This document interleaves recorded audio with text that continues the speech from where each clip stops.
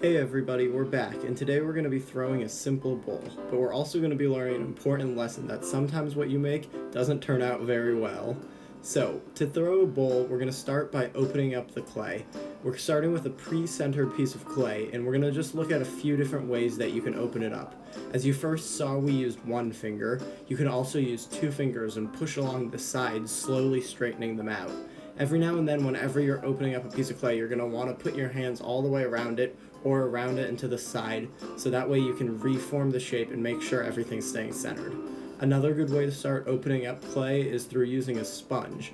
You just keep applying even pressure. You're going to slowly want to smooth things out, keep working on it, and go from all angles. This process is just going to take a while as you keep opening it up and moving it into a bowl shape. You can also try using different tools like what I'm using now, but it's really not that good of a method. I don't even know why I did it in this clip. So, you could also try using a sponge, but who knows, at this point, who knows what I'm doing. Now I'm pinching it on the sides, and I'm going to start building these walls up, and I'm also going to start building them out. You want to slowly and carefully move the piece of clay into the shape that you're trying to go for, in this case a bowl in a simple rounded shape.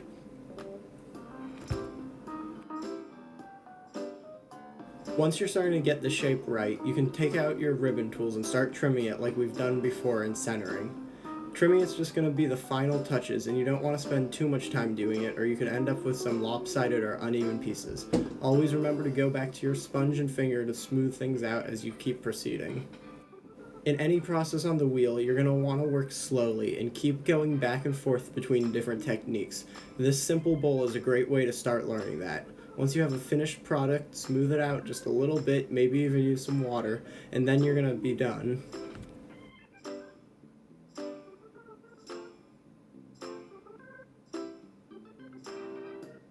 When you're finally happy with your product and you've slowed it down, you need to cut it off the wheel before you let it dry. To do this, take a wire tool and just gently go across the bottom of it. If you don't do this, it'll stick, and if you let it dry overnight, there'll be no getting it off of the wheel. Now we're going to get into the process of trimming. For me, I usually leave a lot of excess clay on the bottom, so trimming is a really important part. The first thing we're going to need to do is secure our bowl down on the wheel so it doesn't fly off when we start spinning it. To do this, I'm just putting out a nice coil. It doesn't need to be exact. I'm going to break it off into a few pieces. I'm going to use about 3, but you might need more if you're doing a bigger piece. Between them, I like to spin the wheel to get to the next spot. Oh no, okay, went a bit too far. Once you get to the right spot, okay, stop spinning. Okay, these wheels are a bit pesky. Once you get it down in the right places, you're going to be able to start spinning it again. When you spin it, you need to make sure that the piece you have is centered. If you didn't center it, you're going to see by drawing a line on it, which should make a perfect circle. If it's not in the right spot, oh no, the wheel's spinning too much again. If it's not in the right spot, you can adjust it over, take out your needle tool, and draw another line. You really want it to be centered, or else when you're trimming, you're going to be trimming lopsided and maybe go through one of the sides of your pieces.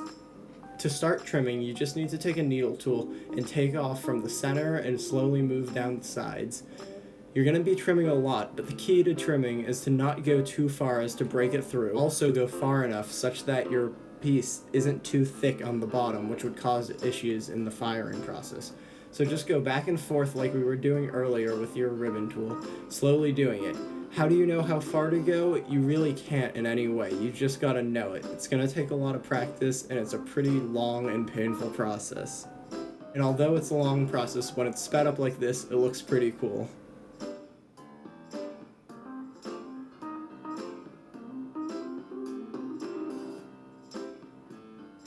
Good idea to switch to different ribbon tools, especially ones that are larger, to make sure the surface isn't getting too sharp in any place and that it's overall really smooth.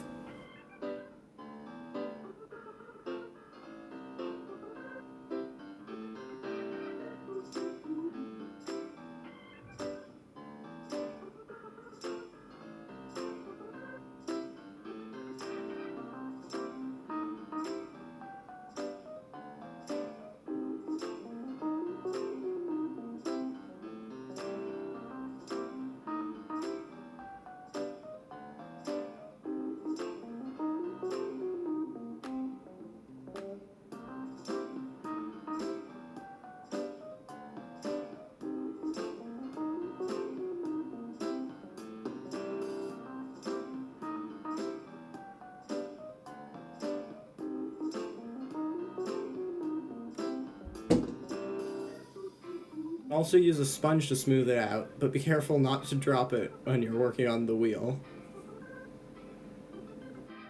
The last thing we're going to need to do is add a foot to it. To do this, you just take a smaller ribbon tool and cut out a little spot in the center. You're going to be making an even circle that's cut out in the middle of your piece.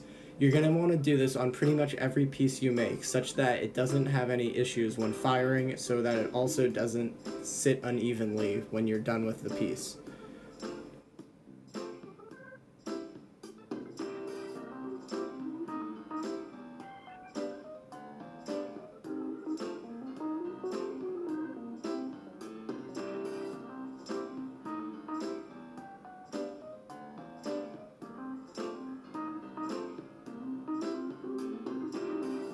This is finished, we can get into glazing. I'm going to be using a few different colors like you see, but I wouldn't recommend using them, because remember earlier when we were talking about the mistake? Well, this is where it happens. These colors turned out really not to be that cool. It didn't make that good of a pattern, and it was kind of dull. I'd recommend using something else, but regardless, you're going to want to shake your paints and glazes when you start glazing. I used a big brush and went around. You're always going to want to do 3 coats when you do this. So go ahead and keep painting it. Whatever paint you do choose to use, still you're going to want to do 3 coats.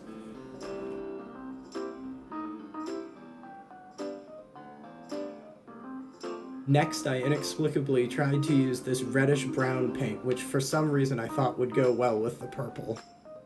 Side note here, you may have noticed that I'm wearing a voting sticker. You should go out and vote. Be a good citizen.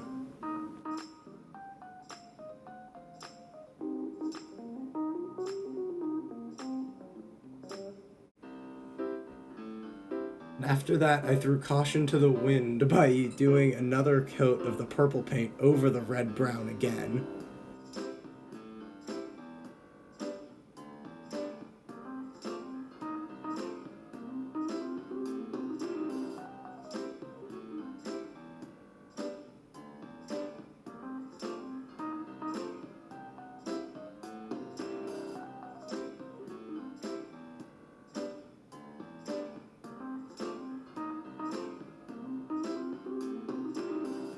Lastly, with all the hubris of an ancient Greek sailor, I decided I would paint a spiral in this really ugly brown color. It turned out really bad, and I don't recommend doing it. I don't know why I decided to go like this. Maybe it's because I think spirals are cool, or maybe it's because my role model in life is Gary the Snail.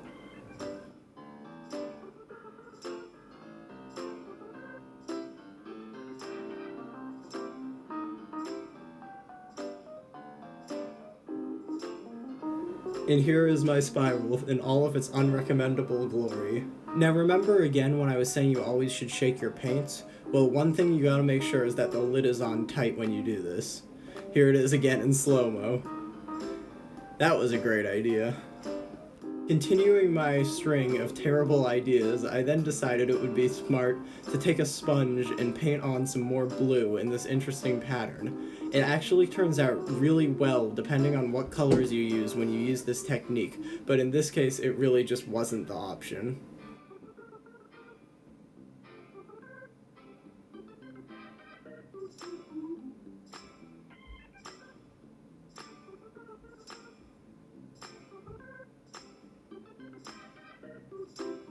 And remember, whenever you're painting something, to do both sides, but to never do the bottom of it, or else it will stick to the kiln when you fire it. So here we are with the final piece. It's got a kind of blah look to it. The moral of this lesson was, whenever you're trying a bunch of different techniques at once, they might turn out pretty well individually, but when you put them all together and experiment this much, it might not work out. But that's really just part of the artistic process.